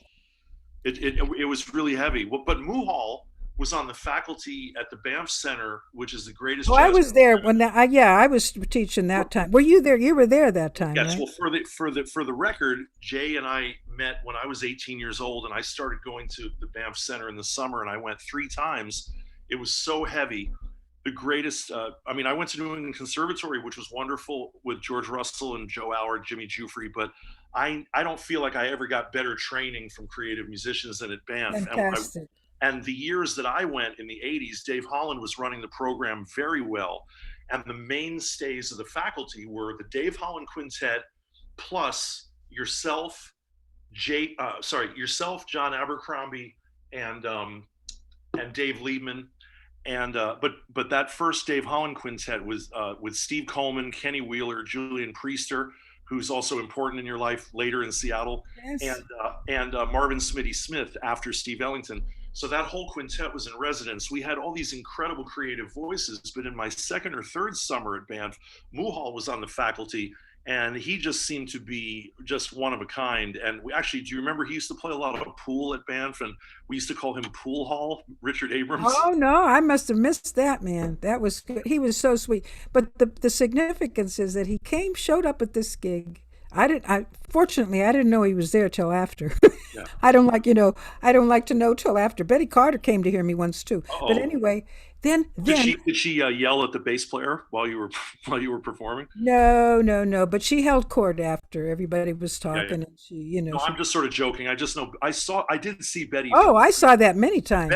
Betty was murder on bass players, Murder. man. And the whole rhythm section. Yeah, yeah, but you know how she'd be like, "What a little moonlight can do," and she'd be up in the bass player's face, like right next to him, and No, I saw her many times. But my point is that Muhal. So he came to that gig, and that was a big deal for me because I so respect him. One time one of the low periods. It wasn't that much. It was pretty soon we moved to Seattle. I was depressed. I had no money. I was laying in my bed. The kids were out playing or something, and the phone rang, and it was Muhal, and he asked me to do a concert with him at the Public Theater. oh yeah, Lower Manhattan, yeah. Yep. They did it after the play. Roscoe Mitchell, George Lewis, J.D. Perrin, Muhal, name another heavy, Sam Rivers. player. Well, it wasn't Sam, but it was J.D. Perrin instead. and me. And it was, and then I recorded. It's called Spihu Monesty. There's an album called Spihu Monesty. But what I'm saying is that he just dug what I did. He trusted me. I'm always fascinated, you probably are too, about how certain players, including Ornette or people, what do they give you? What's the music? What do they tell you? What's planned? Well, I can tell you a very short version of that. You know the diminutive and wonderful guitar player Kenny Wessel? I know, yeah, who he is, yeah. So Kenny was in Ornette's band. I heard Ornette once, and Kenny was in the band. And Kenny once told me that Ornette said to him, "You got to find your unison." And then Kenny didn't sleep for a week thinking about that. So That's what he told him. We shouldn't even respond to that. We should leave that one hanging in the air, like Jerry Seinfeld said. That's a big matzo ball hanging out there. Yeah, no, it's really interesting. But I wondered so Muhal would I thought this was, because I do this sort of like you choreograph rather than you tell somebody when, but you don't tell them what, Right. So he would write these very hard lines. I doubled them. I couldn't have read them by myself. I would double. But I know you, Jay, and I know that you do have the ears to deal with lines like that. I mean, I can read music. I do better on piano but to sight read, I wouldn't do that. But I did. I would double this. I remember doubling a line with Roscoe, and then he'd go, okay, and then you deal. He'd go, so Roscoe, you deal with so and so. So he would just sort of choreograph. That's all he said. Right. Deal. Okay. Well, so a few other people that you worked with, really concisely, because we don't have a whole ton more time, but I know well, there's just so much to talk about, but I'm going to reel off some names, and then you got to give short reactions. I got to crack the whip on you. Just something that you would love to say if this was a 6-minute interview and not a 2-hour interview. Kirk Nurrock, Gary Thomas, George Cables, and then in Seattle, we got to talk briefly about Cornish. 20 years teaching at the Cornish College of the Arts in Seattle, and you came at a really formidable time when Julian Priester, Gary Peacock, Jerry Granelli were all there, maybe Ralph Towner at that time also. Ralph was out there and wasn't teaching at Cornish, but he was and Glenn Moore, we didn't even talk about. Glenn Moore and I have the exact same birthday, and Glenn Moore was with me when I first had he was in New York. He used to play in my loft. That's just so, I have so much history. But Gary Thomas, come on, how good. I mean, he invited. So very quickly though, your adult teaching career, basically 20 years in Seattle at Cornish, and then a decision to move back to New York when your kids were grown. And I remember seeing you at one point a long time ago, and I said, "What's up?" And you said, "Oh, I'm teaching at Graz in Austria." And we used to do. I did. That's why this new CD with Ed and Fritz Power, who died. All I want to know is, did you live in Austria or just go visit to teach? Yeah, no, we would, Sheila started that. We would do a whole semester, 4 months. And it was like a rotating faculty, which is ideal, by the way. Mark Murphy did it, and we would just shift around. But these relationships formed on the Cornish faculty, particularly with people like Jerry Granelli and Gary Peacock and Julian Priester. Didn't you actually briefly have a quartet CD with those exact people? Called No Secrets, yeah. As a matter of fact. And is it under your name if we were looking for it? It's called No Secrets, and it's all 4 of our names. Jay Clayton, Julian Priester, Gary Peacock, Jerry Granelli. No chordal instrument, yeah. Gotcha. Not needed, I'm sure. But speaking of chordal instruments, the whole other side of that coin is that you love to work with George Cables, and he's such a rich harmonic pianist and so sensitive and swinging. And I wouldn't mind, since he was just on this show January 3rd. I saw most of that, yeah. Well, we're doing this January 17th right now, live with Jay, actually pre-recorded. So 2 weeks ago tonight, we spent a couple hours with George, and to me, he's just one of the deepest pianists in jazz. And what would be your short take on George? Well, I know him a long time. We co-taught at Port Townsend, and again, for folks who don't talk know, about something. Washington State, outside of Seattle. Yeah. So George is just a warm person, and again, he has his own thing. He doesn't work with that many singers. So this is an overarching question as we kind of near the end of our time that we have tonight, which is everybody that we've been talking about are really staunch individuals. I mean, Jesus. I mean, people like, Jane. How about Stanley Cowell? Okay, hold on. Let me finish. like Jane Ira Bloom, Joanne Brackeen, Sam Rivers, Roscoe Mitchell, Muhal, Lacey. I mean, every one of these people, and so some people are going to have a pushy personality and others are going to be mellow. But what I know is every one of those people is an absolute individual. They know exactly what they want to do. So you have, at the very least, strong musical personalities with everybody, right? Right. In other words, we talked about in college, and I was the singer in the band, the chick Yeah. singer, but still it was musical when we played together. I learned. But now that's my thing. I'm a collaborator, and there's no coincidence that those guys love playing with me. By the way, I'm saying this. I'm saying this out of humility because and that's because the music is collective. You saw that. So that's beautiful. You know what? I am so deeply indebted to Wayne Shorter. I love Wayne with every cell of my body. But the last 15 years before he kind of had to retire, he's had that same band with Brian Blade, Patitucci, and Danilo Perez. And to me, when I heard that band, this is what struck me. It's not a tenor players quartet or a saxophonist quartet with piano, bass, and drums below him. What I saw in the air when I would hear that quartet was like a rectangle, and everybody was one point of the rectangle, and nobody was any more or less important, including Wayne, even though in a traditional quartet, he would be the melody voice out front. Is your attitude kind of like that? Yeah, I really feel that very deeply. It's like I know that I'm. That's why the free thing is important. Some of them have played free more than others, but it's like, yeah, I don't rehearse that much. I have a great repertoire, so there's some things have to be rehearsed, but it's like we're like-minded. I like-minded. I mean, okay, Rob, why would you be able to sit in with me? You know what I mean? The whole thing. You like the music, and I trusted you. That's all. I'm just telling you. I trusted you that And I you're was going to playing go with wherever four that masters, music. I mean, I had played with Billy Drummond a lot when I was 22, and I got to New York when he was in Brooklyn. I worked with Steve Laspina maybe twice in a Ramada Inn outside of Scranton, Pennsylvania. And I got to record with George when I was 25 with Al Gray, with Lewis Nash and Kenny Washington. But me coming to that gig, even though I felt welcome, I felt like the baby in the room again. I mean, I was the youngest person in the room, but musically, I felt like, man, I've got to have my biggest elephant ears on to work with these four masters. That's kind of how I approached it. And that's the operative word. I trust the people that I work with that we're like-minded like that. We know when it's our turn, and it's not because it's our turn. It's the music. It's the music.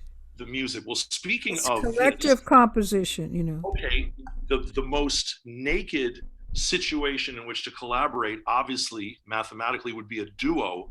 So let's hear you with Fred Hirsch and talk about what it's like when you're not in a full-on band, but you just have one musical partner on stage or in the studio. So this is a beautiful piece. I know Beautiful Love is on this record too, but this is, I don't believe this is a standard.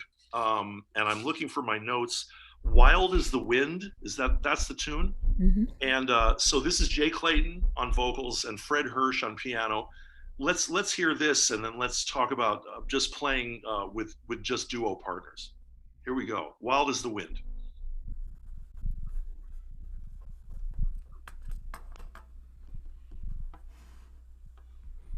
Let me fly away with you, for my love is like the wind, and wild is the wind.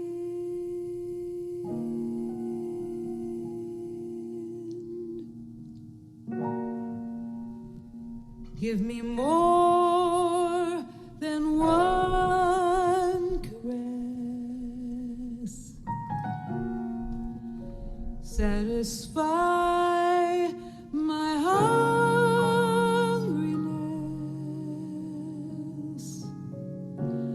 Let the wind blow through your heart, for wild is the wind.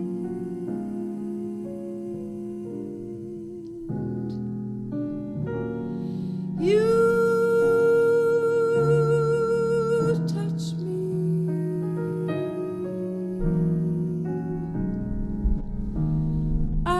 the sound of mandolins.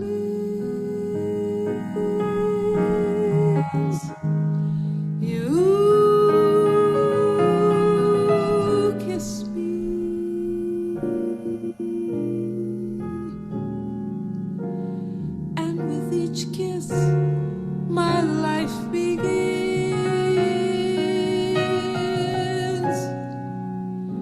You're spring to me, all things to me. Your life itself,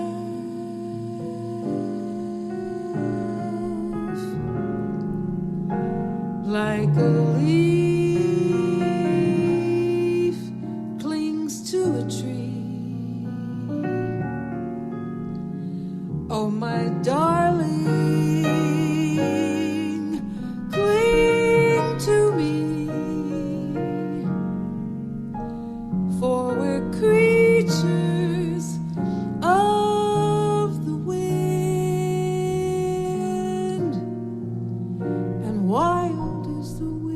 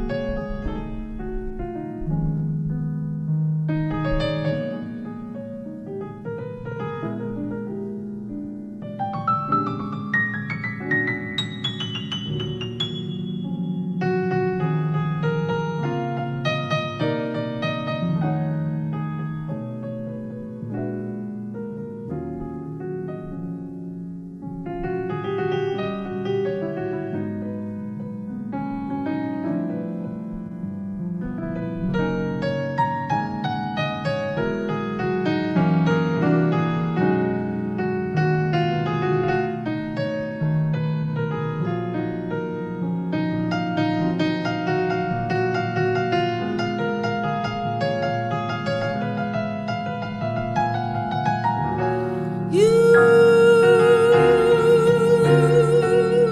touch me,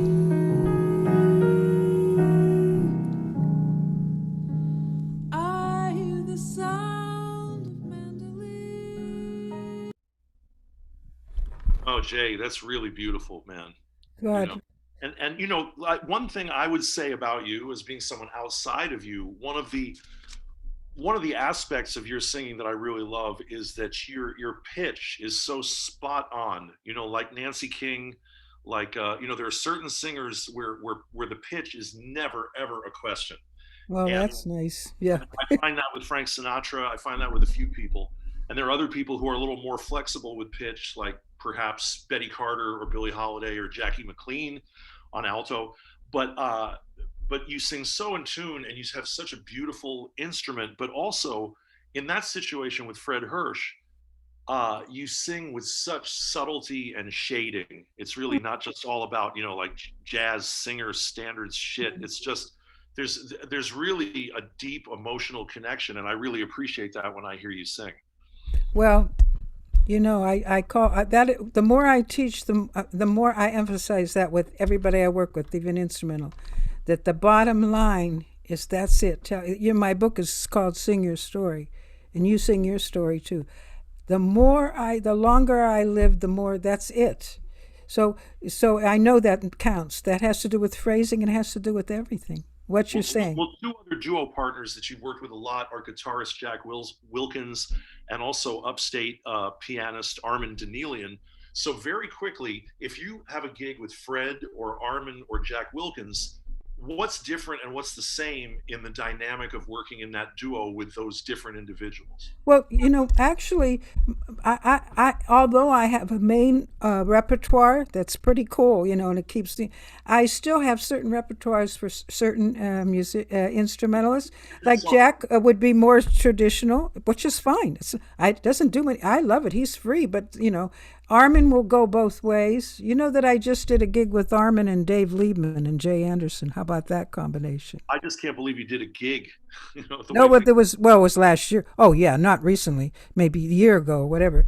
But the point is, I'm sorry. Sorry to interrupt. One point is you do have slightly different songs or repertoire. Slightly. Approaches. I mean, I choose it a little bit like that. Some of them I know could be the same thing.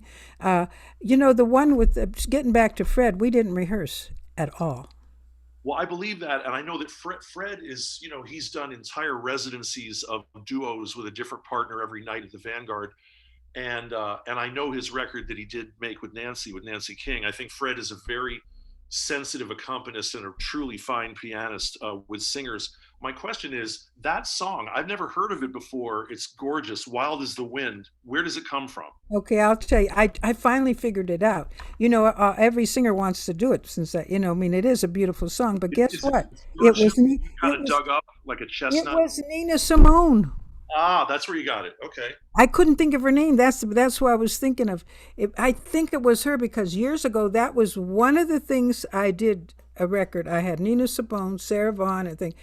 Not that I followed her so much, but I heard her live. But guess what? David Bowie recorded it. What? I found out later. Yes, David Bowie. Check it out. YouTube it. It's unbelievable. Well, Jay, I mean, there's no way we can hit all of it, but we've kind of hit all of it. No, we touched. There's so much. That's what happens when you're old. You're not old. We could have you on months from now, and we could have another whole interview about all the stuff that we missed. And I hope we didn't miss too many people. One last question. COVID's been really hard on all of us, and for musicians, we've lost a lot of really major people, and a lot of them are probably because of that fucking disease. And two of them in the last 12 months are Lee Konitz and Stanley Cowell. Would you like to eulogize both of them quickly? Yeah, I did know Lee, of course, but I didn't work with him as much. But I'm on a recording with him. But Stanley, I didn't know it was even COVID. Was it COVID? Whatever. Oh no, perhaps it wasn't. Stanley Cowell, I go way back because Stanley used to come to Seattle every year and work Jazz Alley, and I knew him. I knew because you remember he was always on the cusp of in and out. When he was in New York with his his label Stratus, whatever. Strata East. But with Charles Tolliver and those guys. But if you don't have, or maybe you do have Live at Jazz Alley, we did a whole week. And it was recorded by the radio, and it's called Live at Jazz Alley. I'm trying to get somebody to make a link. I could make a copy. Fantastic gig. Gary Peacock, Stanley, Jerry Granelli, and Julian Priester and I. Come on, what a band! I want you to hear it sometime because I know you hear me solo, but I had such guts. I'm talking about. Jerry used to say, "Man, we were like looking at you." I'm like, "What?" Because you know what I mean. I really was into it. But Stanley, by the way, just getting back to the ABA, the "You Taught My Heart to Sing." Wasn't that McCoy Tyner's tune? It's a McCoy. It wasn't originally a waltz. I made it a waltz. It's McCoy Tyner and Sammy Kahn did the lyrics. Well, I know that song from one of McCoy's big band records where I believe he has Diane Reeves as the guest. I think she sang, but it's a ballad. But I couldn't find any recording. So I love it as a waltz, but Stanley put it in his repertoire because a couple years ago when I went to hear him, I missed that set. And Jay Anderson said, we played You Taught My Heart to Sing, and he gave you credit for it. And George, too. Well, and the only time that I ever got to meet Stanley, he was teaching at New England Conservatory after I graduated. Excuse me, after I wasn't aware of that. Well, he was there just for a year or two teaching the jazz piano lessons, but I managed to get in a room with him, and I was asking him about one of his pieces. I think it was called The Wedding March from a record with Harold Land and Bobby Hutcherson. And I wish I had written it down, but the point is he was so generous and was showing me the ins and outs of the chords, and this is what I did, this is what that chord really is, because I think I had tried to transcribe it. So just a lovely man, and I wish that I had gotten to know him and hear him so much more. Beautiful person. Yeah, beautiful person. we hung out, when I was in New York, and he was just great. So, and Frank Kimbrough, I worked with him a lot too. Yeah, we just lost him last week. It's too much to even bear. So Yeah. Jay, all I But would the music goes on, and thank you so much for having, interest in my music, whatever I'm doing, Of course, Jay, and for people out there who don't know, I mean, I sometimes call you Mama Jay because, That's fine. well, when I was 18 at Banff, I mean, I was like I guess a little bear cub, and you were like the Mama Bear, Right? jazz teacher. So you've always been very maternal and loving with me and the other musicians around you, and I have deep appreciation for that. Thank you. I feel that way about you too. Thank you so much. Thank you so much. And I love that you're doing these. So I will listen in to all those other interviews. That's great. Well, what I was going to say is all of these interviews, they're not live, but we try to post them quickly. They will all be available on the Live Jazz KC Facebook page. Just click videos, and that's where you'll find them. And for other folks, the website, www.livejazzkc.com, there should be a way there to access all these videos, and they're all archived. And, we're creating a COVID period library of master jazz stories, in-depth stories like yours tonight. Speaking of which, what we have coming up, this interview, I'm going to tag it. It's January 17th, 2021. And let's just put it this way. It's less than 72 hours till we get rid of the biggest scumbag in American history. He's fucking Satan.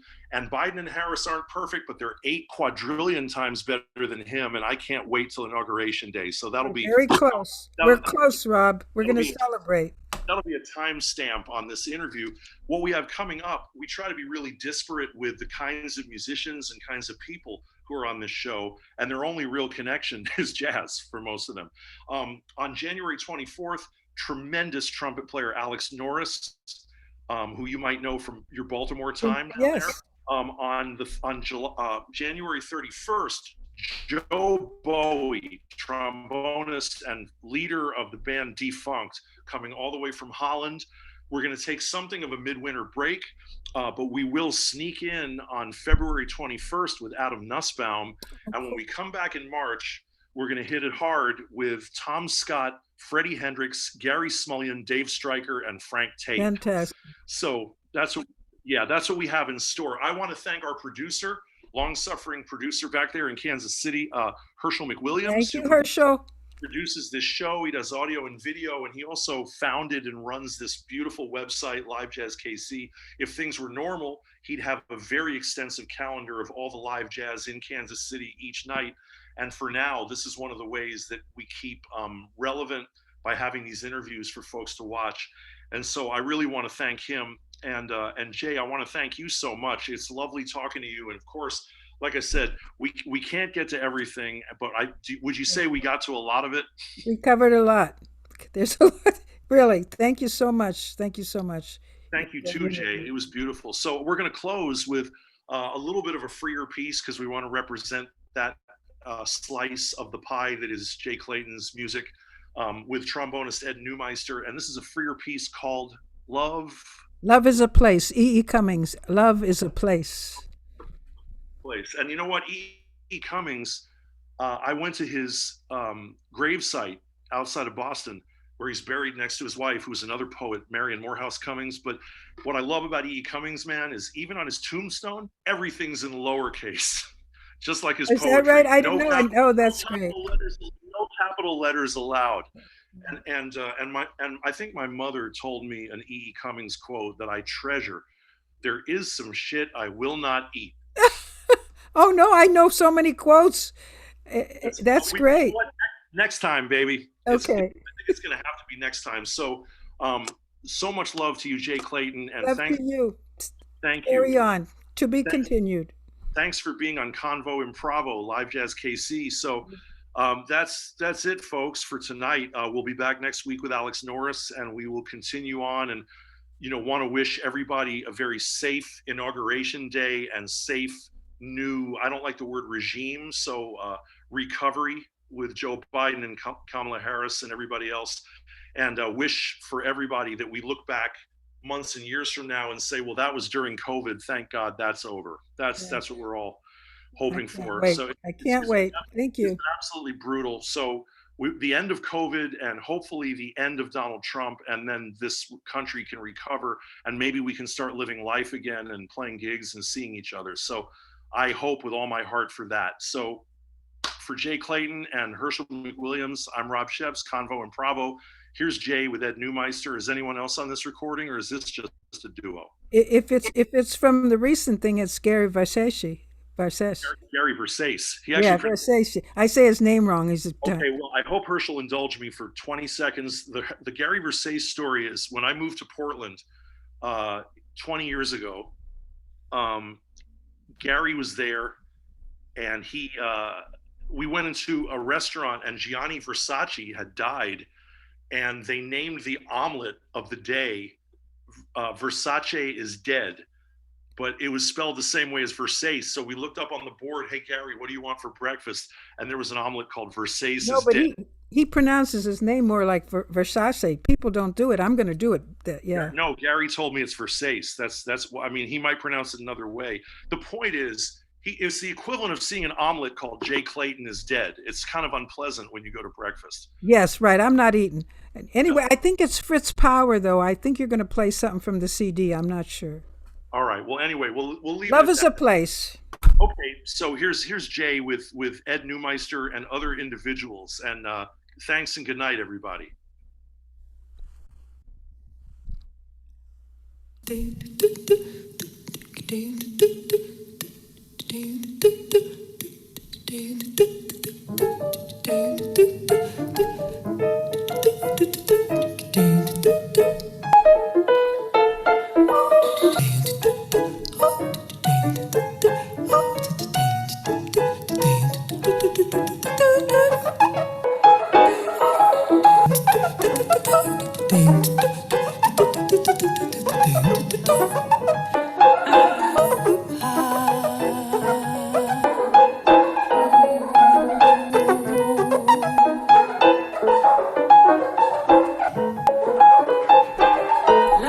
A place, in this place of love, live with brightness of spirit. All places.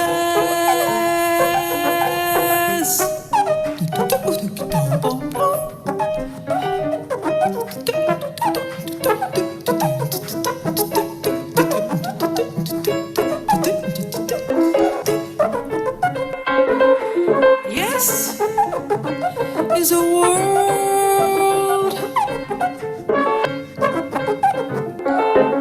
and through this world of love, move,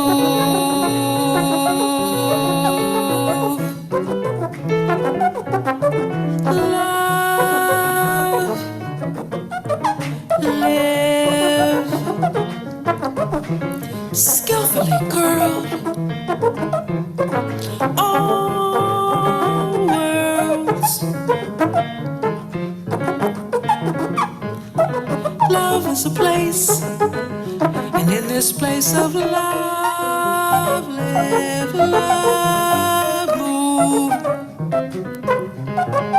with brightness and peace. All places,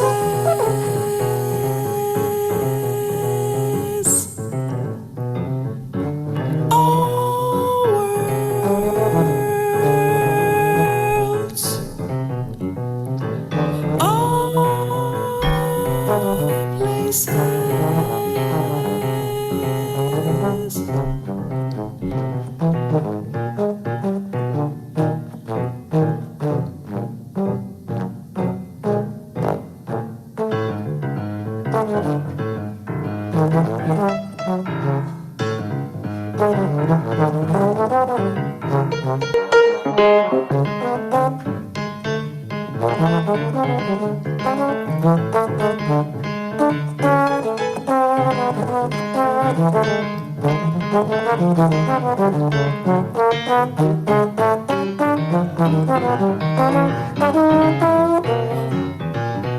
love is a place.